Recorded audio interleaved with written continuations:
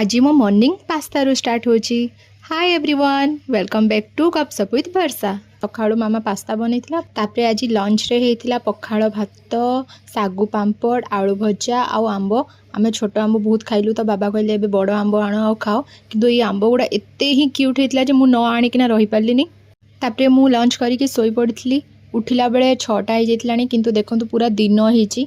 आउ बसिथिली बाहर बेले ई धुआं गाड़ी आसला। माने आमे छोट थिलु बेले जेतले ई धुआं गाड़ी आसे आमे खेलु थाउ, से धुआं गाड़ी पछे पछे दौड़ी थाउ। माने छोट बेले कथा मने पड़ जाउची।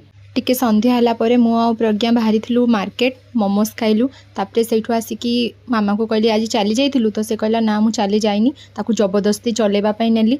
एठी तो नेटवर्क प्रॉब्लम बहुत होउची, तो टीवी ही तो सब किछि। मु टीवी देखुथिला भितरे मामा आज डिनर रे पट्टा, आलू भजा आउ आंब तो कॉमन, आउ के अंकल मिठा देइथिले। एमती ही मो डिनर आज कंप्लीट हो गला।